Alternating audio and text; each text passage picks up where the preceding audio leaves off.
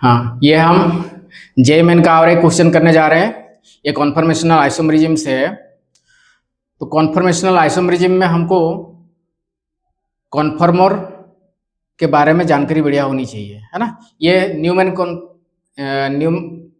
का प्रोजेक्शन है।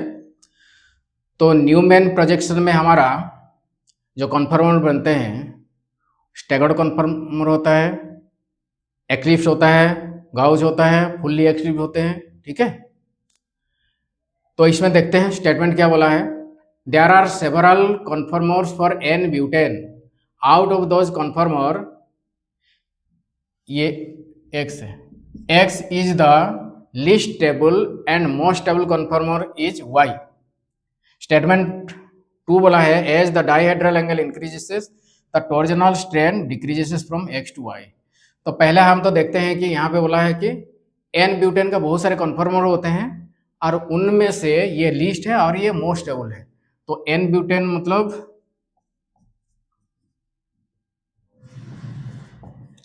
ये हो गया एन ब्यूटेन। तो हम जब न्यूमैन प्रोजेक्शन में दिखाते हैं तो ये जो सर्कल के थ्रू में जो दिखाते हैं ये रिप्रेजेंट करता है कि the carbon atom which is behind, यानी कि बिलो द प्लेन जो है, ठीक है, पीछे जो है उसको हम दिखाते हैं सर्कल के थ्रू में। जो फ्रंट में जो कार्बन होता है उसको हम यहाँ पे सेंटर से दिखाते हैं, डॉट के फॉर्म में दिखाते हैं। ठीक है, तो यहाँ पे क्या है कि एक जो मिथाइल ग्रुप फ्रंट कार्बन के साथ अटैच है और दूसरा मिथाइल ग्रुप बैक कार्बन के साथ अटैच है, यानी कि ये वाला मिथाइल ग्रुप फ्रंट के साथ अटैच है, ठीक है, और ये वाला जो मिथाइल ग्रुप ये बैक कार्बन के साथ अटैच है। ठीक, तो यहाँ पे लीस्ट स्टेबल और मोस्ट स्टेबल के बारे में बोला है। देखो क्या होता है कि हमारे जो मोस्ट स्टेबल कॉन्फर्मर इन जनरल जो होते हैं एंटी कॉन्फर्मर, यानी कि स्टैगर्ड कॉन्फर्मर जो होते हैं वो ज़्यादा स्टेबल होते हैं। ठीक है, और कुछ जगह पे ऐसा होता है कि मोस्ट स्टेबल कॉन्फर्मर जो होते हैं गॉस कॉन्फर्मेशन होते हैं ना, गॉज या गॉज कॉन्फर्मेशन ज़्यादा स्टेबल होते हैं। तो गॉज कॉन्फर्मेशन ज़्यादा स्टेबल तब होते हैं जब हाइड्रोजन बॉन्डिंग बनाते हैं, अदरवाइज स्टैगर्ड कॉन्फर्मेशन या एंटी कॉन्फर्मर वगैरह क्या होता है वो ज़्यादा स्टेबल होते हैं। तो ये हमारा एंटी वाला है, या इसको हम बोल सकते हैं स्टैगर्ड कॉन्फर्मेशन, है ना। तो ये बिल्कुल वाई ज़्यादा स्टेबल है एक्स के कंपैरिजन में। क्यों क्यों ज़्यादा वाई स्टेबल है इसमें बताया है सेकंड स्टेटमेंट में। डाइहेड्रल एंगल, डाइहेड्रल एंगल का मतलब होता है कि दो स्पेसिफिक ग्रुप के बीच में जो एंगल बनता है उसको हम बोलते हैं डाइहेड्रल एंगल। ठीक है, तो इसके जो दो मिथाइल ग्रुप के बीच में या दो हाइड्रोजन के बीच में जो एंगल बन रहा है वो हो गया डाइहेड्रल एंगल। तो यहाँ पे बोल रहा है कि ये ज़्यादा स्टेबल क्यों बन रहा है। As the dihedral angle increases the torsional strain decreases from X to Y. तो हमारा जो स्ट्रेन जो होते हैं वो एक होता है टॉर्जनल स्ट्रेन, दूसरा होता है वेंडरवाल स्ट्रेन। वेंडरवाल स्ट्रेन या स्टेरिक स्ट्रेन बोलते हैं। तो वेंडरवाल स्ट्रेन या स्टेरिक स्ट्रेन जो बनता है वो हमारे क्या होते हैं, मान लो ये हो गया हमारे 0 में है और ये यहाँ पे हमारे 60 डिग्री में एक ग्रुप है। ठीक है, क्योंकि हमारा जो जैसे हम कॉन्फर्मर बनाते हैं तो नॉर्मल जैसे ये जो एंटी या स्टैगर्ड वाला जैसे हो गया, तो मान लो CH3 ऐसे पोजीशन में होता या यहाँ पे होता तो इसको हम क्या बोलते हैं, गाउस कॉन्फर्मर बोलते हैं, है ना।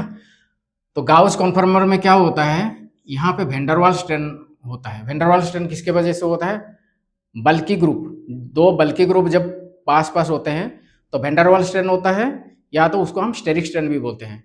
ठीक है, और टॉर्जनल स्ट्रेन किसके वजह से होता है, एक्लिप्स कॉन्फर्मेशन पोजीशन में होता है, यानी कि एक ग्रुप दूसरे ग्रुप के पीछे होता है, यानी कि क्या उसको बोलते हैं पीछे, क्या यहाँ पे जैसे दिखाया गया है एक ग्रुप ये है, क्योंकि ये जो ग्रुप जस्ट इसके बिलो में है, लेकिन दिखाने के लिए हम इस प्रकार की दिखा रहे हैं। ठीक है, तो टॉर्जनल स्ट्रेन क्या होता है, जो एक्लिप्स कॉन्फर्मेशन में होता है। तो एक्लिप्स कॉन्फर्मेशन भी दो प्रकार के होता है, एक फुल्ली वाला होता है, एक मतलब पार्शियल वाला होता है। ठीक है, तो इसको हम मान के चलते हैं कि ये फुल्ली एक्लिप्स कॉन्फर्मेशन है। तो फुल्ली एक्लिप्स कॉन्फर्मेशन में क्या होता है, टॉर्जनल स्ट्रेन होता है। तो जैसे जैसे डाइहेड्रल एंगल बढ़ेगा यानी कि the distance between two group जैसे जैसे बढ़ेगा तो एंगल क्या होगा, बढ़ेगा ना। तो एंगल बढ़ने की वजह से यहाँ पे बता रहा है कि टॉर्जनल स्ट्रेन इसमें जितना था इसमें घट गया, तो ये स्टेटमेंट भी सही है। ठीक है, तो इस प्रकार हम जो कॉन्फर्मेशन आइसोमरिज्म में जो कॉन्फर्मर जो होते हैं उनका स्टेबिलिटी के बारे में फाइंड आउट कर सकते हैं। तो जैसे मैंने बताया कि गाउच कॉन्फर्मर कभी कभी स्टैगर्ड कॉन्फर्मेशन से ज़्यादा स्टेबल होते हैं प्रोवाइडेड हाइड्रोजन बॉन्डिंग अगर हो तो। जैसे हाइड्रोजन बॉन्डिंग कहाँ पे बनते हैं, फॉर एग्जांपल मान लो जो ऐसे पोजीशन है, एक में मान लो हो गया OH ग्रुप हो गया और दूसरे में हो गया NO2 ग्रुप, तो इसमें भी हाइड्रोजन बॉन्डिंग बन सकते हैं। या एक में हो गया OH ग्रुप, दूसरे में हो गया कार्बोक्सिलिक एसिड वाला ग्रुप हो गया, तभी भी बन सकते हैं। तो ऐसे में क्या होता है, ये हमारा गाउच कन्फर्मेशन हो जाता है। तो यहाँ पे ये वाला गाउच कन्फर्मेशन हो गया, और मान लो इसी को हम ऐसे रखते हैं, OH यहाँ पे हो जाता और CO यहाँ पे हो जाता, तो ये हमारा क्या होता है, स्टैगर्ड वाला होता, और ये हमारा गाउच वाला, यहाँ पे हाइड्रोजन बॉन्डिंग बन रहा है।